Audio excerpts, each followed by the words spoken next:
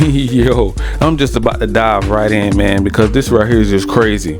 This is just some bad news for all of the Mopar fans, all of Dodge fans, all of people that just love Chrysler, Dodge, Jeep, Ram, because we have bad news that now they are officially a foreign company under Stellantis, man. And this just don't make any sense for them to just buy Dodge and kill them off, kill your competition. I think that's what this is about. It's more so about, the layoffs and the strike, when everybody went on strike at all of the plants and they say they want to get higher pay.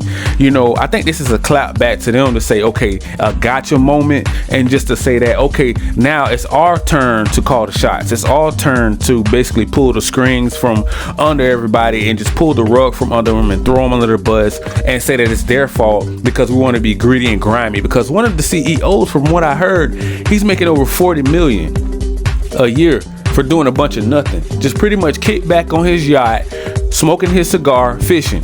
Ain't doing nothing, ain't running the company, letting the company run itself. As a matter of fact, he's letting the company run itself into the ground, man. And it just ain't right. I mean, just to kill off a awesome American brand, that what we stand for, a true American muscle car like the Hellcat, the Scat Pack, V8 engines, supercharged engines for inline six, which is cool, by the way. I'm not against inline. I'm not against V6.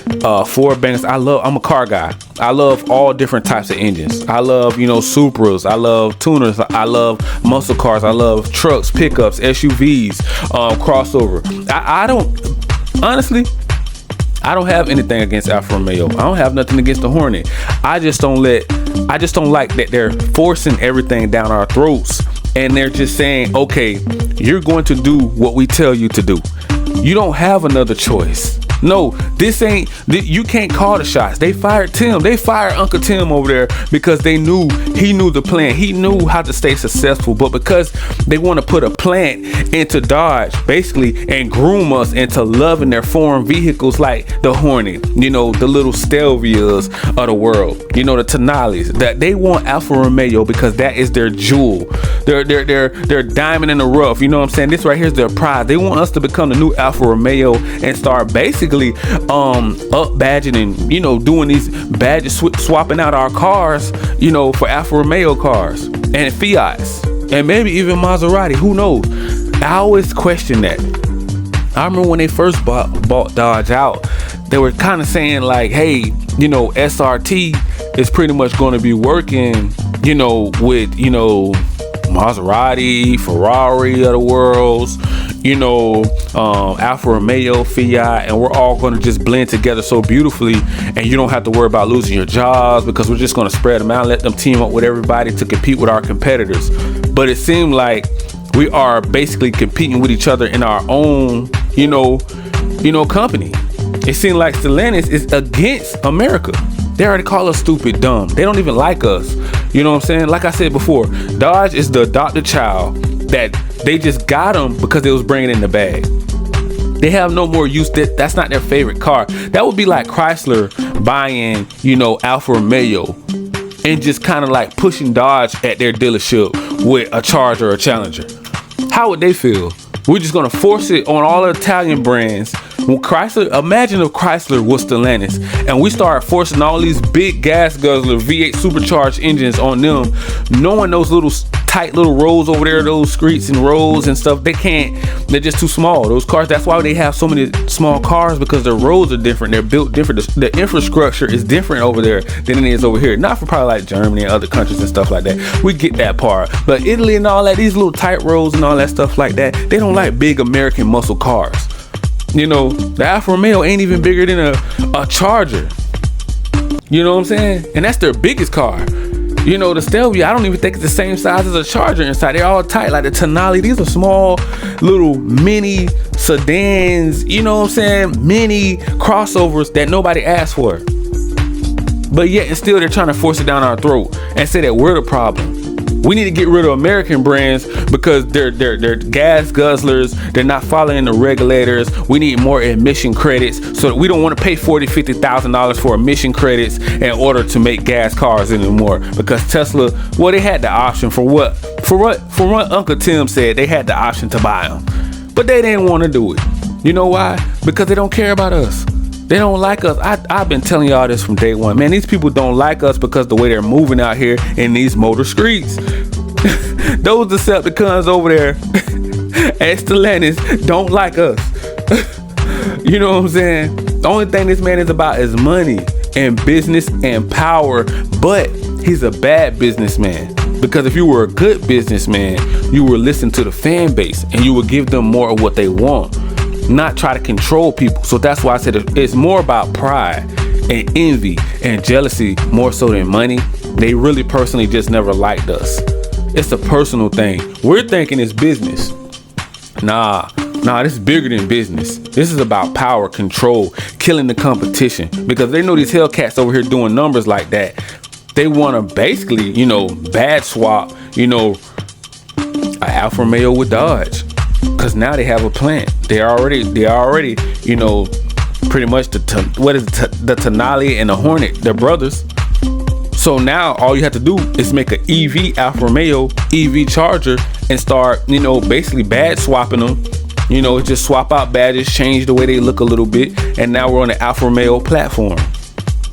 Because that's their family jewel. That's what they love. That's what they like. Their Italian partners over there, they're all in business. They're all in cahoots together. They don't understand our ways. They don't understand our heritage over here in America like we do. That's why I really felt that they should have just let Dodge branch out and be their own brand, because it don't make any sense for Alfa Romeo to only have dealerships and they only have 2 to 3 cars. They only have like 3 cars. Dodge done had way more cars. Dodge could have Ram and all Dodge line up. They can bring back all Dodge and they can have their own dealerships, even if they have to share the same lots as Chrysler, Jeep and Ram. But Dodge can be their own thing there and let them just do their own thing in America. I think they need to separate the two, because for some odd reason, either Chrysler is doing bad business and nobody have no say so, and everybody just like Chicken Little over there, can't say nothing, just little scary cats or something. I don't know. It's somebody is to blame. It's somebody, because somebody had to sign on the dotted line. So whoever owns Chrysler, they know Dodge don't have no say so. We have to do what the boss says, even when you go to work. So what can we say if they're just going to kill off Dodge? And we know this is going to kill every fan that I see, every comment, everybody channel that I go to that's pissed off about this move. Nobody wants the inline 6 Hurricane engine. They're going to come with too many problems. People are going to be trying to boost them. People are going to be blowing them up. People are going to be trying new things that don't work. We're going to have all kind of electronic problems, electrical problems. A lot of stuff ain't functioning already in these cars. People are complaining. Look at the Wagoneer. All kind of electrical problems. So think about an all EV first gen Charger, how many problems this thing may have. Now they're saying they're still trying to work out the bugs. Now they're going to push it back for another 90 days to like 120 days, which is I'm thinking that they're going to pretty much bring it out with the inline 6. They're just going to push it back because they're not going to sell at 70, 80, 90 grand all that much. You're going to have some enthusiasts out here. Yeah, they're going to sell a lot of them probably, but for the masses, we're not looking to jump over from a gas car to an EV.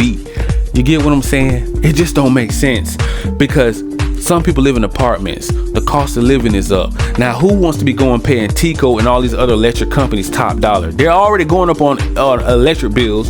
So there's no win. It's not a win-win for us, even if we do go EV, because your pockets are going to get milked because of the car payment is going to be insane. All the insurance is going to be insane. You know what I'm saying? All the markups are going to be insane. All the extra fees are going to be insane. So it's just like, okay, what do? They have our backs up against the wall, and all of the lawmakers and politicians signed all of these bills, and all these regulators, they the one who got in the office and signed on the dotted line and say, hey, we want to go EV because we know we're going to lock you down to our system, and there's no way out if there's no more gas cars. If people are crashing and wrecking them up, now if the only option to have is the EV, you have no choice. Where you gonna go? You have no other choices. But foreign cars, China don't want to stop making cars. Like Toyota, oh my goodness, Japanese, they don't want to stop making cars gas to like 2030. And I heard, I think Ford is going to continue to make them till they can't make them anymore. I even heard Bugatti even wants to go out to 2035. And we can't even get a 2025 supercharged Hellcat. I'm on a Charger platform, and you want to tell me, you mean to tell me you would rather have a Durango Hellcat and a Ram Hellcat, but an EV Charger and a Hornet? Make it make sense to me, people. We got where is the Trackhawk? Jeep is about to bring out the 392 Jeep Rubicon, I think, but there's no announcement of they're bringing at least the Scat Pack back out of the Charger platform. They could go inline 6, RT5764 Scat Pack and stop it there. I think the fans would be happy. I think we will win some people back with that. At least the Scat Pack. Even if they don't come out with the Hellcats anymore, that's just a limited edition if they do. I think we can win some people back with that. But as far as this whole EV bull crap that Stellantis CEOs is trying to pull right now, a bunch of jackasses over there, rich, cocky, arrogant jackasses in the office that don't know what they're doing, just loaded with money flooding in. They don't even know what to do with it. You gotta understand, man, when you make it to the top, you stop caring about people's feelings. You stop caring about your fans because you feel like you got everything you can ever desire unless it's taken away from you. That's the only how they would be able to relate with us. And then even then, they probably so prideful they still won't admit that they're wrong. They would rather just fire everybody at Chrysler, fire everybody at Dodge, and move those plants to other countries like Mexico or Italy or France or wherever they're going to be building these cars. Germany, Japan, wherever they're going to be building Mopars and Chargers and Challengers, or if they even bring it. I don't think they're ever bringing Challengers back, but if they did go back and say, hey, another last call, a Challenger's gonna drop out, a special edition, because that's how we're gonna win our fan base back, a redesign, a refresh, just kill the Hornet off, bring the Challenger back, or better yet, bring the Magnum back as a crossover.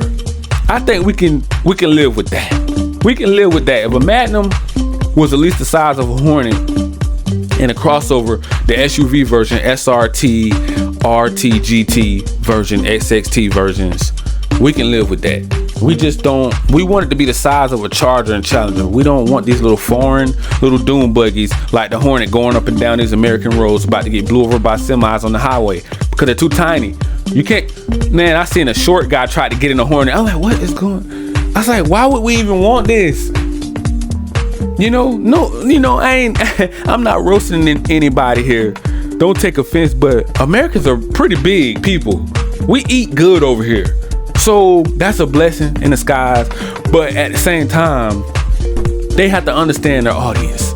Stellantis don't understand us because they don't know us. They don't even want to get to know us. That's the problem. When everything is business, everything surrounds business, this is when everything get corrupted because now all became about money. How can we lock people down to make more money? How can we do price cuts? Because when they went on strike, they shot down all the plants for that limited time. When they had the chip shortage, they had to shut it down when they went on strike. We want to get paid more to make cars. The engineers pissed off. They want more money.